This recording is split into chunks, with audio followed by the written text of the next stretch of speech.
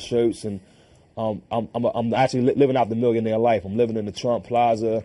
You know, I started living it out because I missed it as the RZA. So those two personalities are basically two different points on the number line in all reality. And sometimes those two personalities, which are two different points on the number line, you know, they actually catch up to each other. So on some of my songs, on like the third Bobby Digital album, you'll hear him kind of growing into RZA. That's why on the second album he says, your name is not Bobby, your name is Prince Rakeem. You know what I mean? Which means that now he's got knowledge of himself now. You know, before I became the RZA, I was known as Prince Rakeem. 18 years old, I was known as Prince Rakeem. And then as I grew into the RZA, you'll notice on the third album, I'm using RZA on some of Bobby lyrics. You know what I mean? So that's I use that character to kind of chronicle my life in a certain way, and also sometimes to escape and have fun. And you will hear different lyrical styles, but sometimes you'll hear the RZA style making its appearance on Bobby albums. We'll be right back with the rest of our talk with the RZA. You're listening to Outside the Lines with Rap Genius. To see RZA's verified artist Rap Genius profile, including further explanations of his own songs, both those mentioned in this interview and many more, you can visit rapgenius.com/RZA.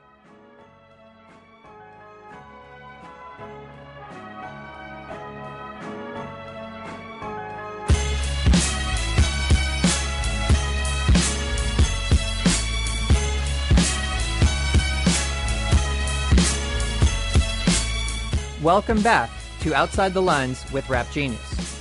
We begin the second half of our conversation with the RZA with his thoughts about, of all things, ancient Persia. On Jizza's fourth chamber, you give a shout out to my king, King Cyrus. As a Persian, I just wanted to ask you what you think about the Persian traditions and. Oh, the Persians did so much for culture and history. You know what I mean?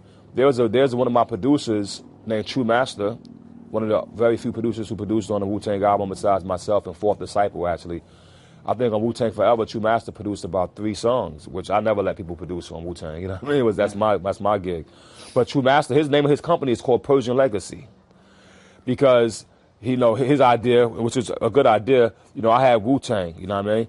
And yet, but the Persian influence on martial arts, the Persian influence on culture, religion, architect was mass, you know what I mean? And so, and they have many styles that still exist, actually, through martial art. The Shaolin held it all. So that's why I mentioned, you know, King Cyrus, you know what I mean? Also, you know, I'll say one other thing about the Persians is that, you know, there's a famous poet named Rumi. You know what I mean? R-U-M-I. He has a big name. I'm not going to say his big name. Jalaluddin, of course. Yeah. So, who really is, you know, the wisdom that he gave the world, you know what I mean, is almost miraculous. You know what I mean? And for a minute I couldn't even find inspiration from a lot of the books I was studying. You know what I mean? Because they didn't resonate, you know what I mean, with my current condition in life. And I came across a book written by him, you know what I mean? The Matawa, which is his, you know, the whole collection, 1,200 poems. Actually one long discourse. But there's so many wise things that he gave right there. It re-sparked my chemicals, re-sparked my thinking, you know, caused me to look at things different, you know what I mean? You know, and that's from, you know, he's from a Persian descent, you know what I mean? So, yeah, respect big to him. influence. We gotta break down Rumi on Rap Genius. We could, yo. We gotta, definitely. There's some on there. I put on some passages for my mom. Oh, okay. Because that's her favorite by far. Oh, She tells the fortunes by Rumi. Yo. They use the book to tell fortunes. I can see that. I mean, he's one of the greatest. You know what I mean? He's one of the greatest. One of the greatest. And that was 1200, about the year 1200 AD. that he was writing these books. You know, he led me to another book. I'm going to say this book to you. From his book, he led me to a book called The Tale of the Prophets. Have you ever read this book? No. Very hard to find, man, but a very unique perspective on creation to the prophets, you know what I mean? Yeah. So I don't know. No, I got to check that out. So the song Tragedy, one of my favorite, you've got, I'm going to paraphrase some parts of this. Penny candy, poisonous kids, best to grab a lifesaver. I'll jaw break you, Boston bake you. And then followed up with plant my sunflower seed on every square acre, which reminds me of Thoreau. Oh, shit. So if you're willing to comment on these and also just like your feelings about Okay, well, that's a play of words and right there. Penny candy, poisonous kids. Best to grab it. Now, penny candy is poison. You know what I mean? When you buy a piece of candy for a penny, you're just getting poison. All right, sugar, dye, tartazine, and all that. But I said you best to grab a lifesaver. You know what I mean? So I was just saying that, you know, grab something to save your life. Not the candy, but you're still staying in the candy reference. So you better grab a lifesaver. It says, I'll jawbreak you. Jawbreakers are another candy. So I'm using that now to say, I'll jawbreak you. Boston bake you. Boston baked beans, another candy. All right? Then plant my sunflower seeds. Another David sunflower seeds. You know what I mean? On every square acre. So, of course, my seed is my seed, but I'm using candies and candy brands to describe the whole situation. I'm saying to plant my sunflower seed on every square acre. So that's that witty Wu-Tang style right there, where I just named all the candies that I ate as a kid that was poisonous. That if you had a dime, you could get now and laters, Boston baked beans, lemon heads, jawbreakers. You couldn't get lifesavers that cost 50 cents. You know what I mean? But David sunflower seeds, all these things I would buy, you know, on my way to school or something like that. But it's poisonous. You know what I'm saying? And so now I put it in the song Tragedy, which I'm talking about, you know, assassination, vaccination, poor education, infatuating with Satan, world global nation, taxation, fiber optics, microscopic biological germs, mad cow burger on our market. You know what I mean? Captains of the starship. I mean, I never departed once I started to travel to regions uncharted. You know what I mean? So I'm using all these metaphors to describe the condition of the world. All right, so final question. One of my favorites of yours is I Can't Go to Sleep with Isaac Hayes. And I always felt that at the end of the song, he's admonishing you guys. Like, can you comment on? Well, he wasn't. He wasn't. Actually, he is admonishing. Saying like, be a man. Yeah, he's admonishing, not us. He's admonishing the context that we put ourselves in.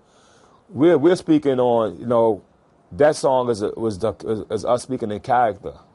You know what I mean? So it wasn't like he's talking to RZA or he's talking to Ghost, but he's talking to these men who are still stuck on those situations and not grown up out of it. So basically, we should always pay attention to our past. Always be aware of where we came from and things that happened. You know what I mean? But strive and move towards our future. You know what I mean? Because the past happens every second. And the future is coming every second. You know what I mean? So I said every second is the future. Every second is the future. Every second is the present. Every second is the past. Now, how long does it last? It never lasts, because the time is always now.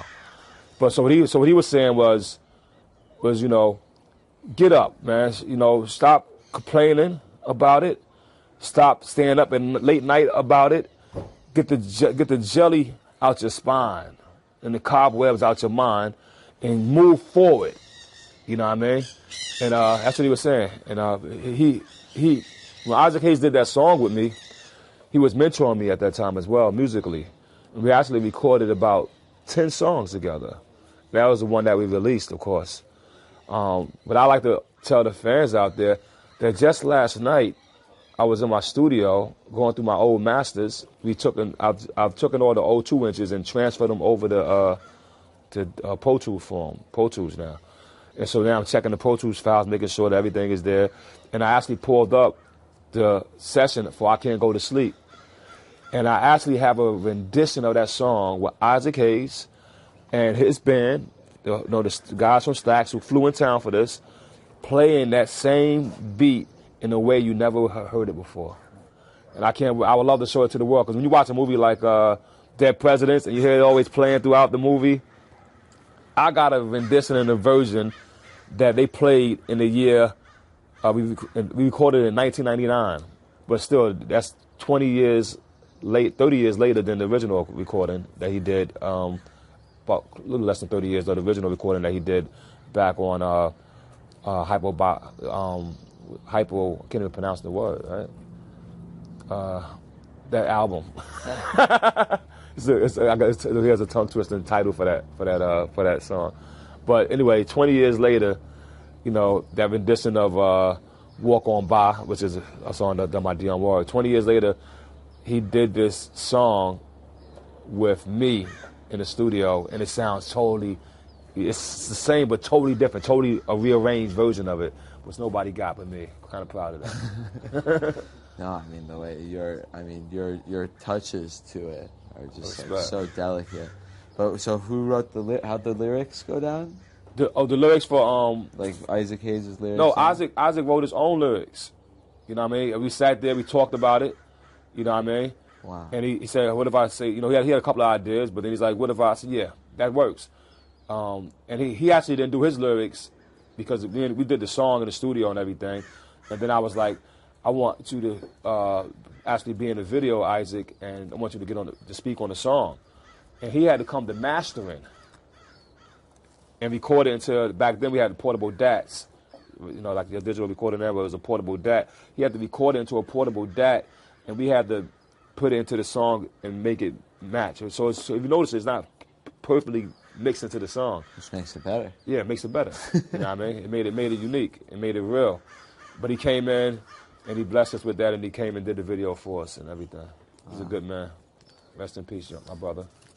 It's people like that should never die. You know what? Maybe. That's, I say the same thing. Only good thing we could say, though, thanks to technology and also thanks to art, is people that are important are immortalized. We were talking about Buddha earlier. That's 3,500 years ago this man walked the planet. Yeah.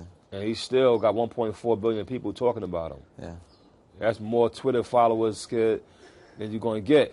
But I want to, people think I'm joking, but it breaks my heart that Biggie and Tupac never had Twitter. Yeah. That breaks my heart. It would have been amazing. It breaks my heart also about those two great brothers and artists is that they didn't get past 25. Yeah, well, that's. And it says in statistics for a lot of black people growing up, that's what I heard in my neighborhood growing up, you'd be dead or in jail by 25. Here, these guys were world famous artists selling millions of records, and yet still didn't beat statistics. And the crazy thing about it is that imagine if Pac would have made it to 40. Yeah. What kind of man and how great man he would have been. Imagine if Biggie would have made it, how great of a man he would have been. Imagine if Martin Luther King would have made it. He didn't even make it to 40. Yeah, and he also didn't have a Twitter. He didn't have a Twitter account, right? Malcolm X had a Twitter. That would have been amazing. So Isaac Hayes never had a Twitter. It's crazy, though, that you don't make it. You don't make it. But we're here, though. We're here. And we love what they did, and we'll continue to represent positivity as much as we can. Right now you got rap genius, you know what I mean? Which is the word genius is what I like about it, you know what I mean? Because there's a genius in all of us, you know what I mean? You just got to discover it. If you immortalizing the perspective in the verified account on Rap Genius, I think that's even more valuable than Twitter. This is like, what if Moses had this, you know? But someday you're going to be someone's Moses, and they have it. Verification of it. That's true. What if Moses could be like, words. I didn't say that thou shalt not steal. I said, don't steal if you got money. Yeah. But if you ain't got no money, you need something to eat, motherfucker. Grab that bread off the rack. Not saying that he would say that, but it'd be cool if you could ask him. You could have tweeted that, right? No, this is really cool that we can verify what it is. And we're going to have fun, man. We're going to have fun. Cool. Well, very good to talk to you again. My pleasure.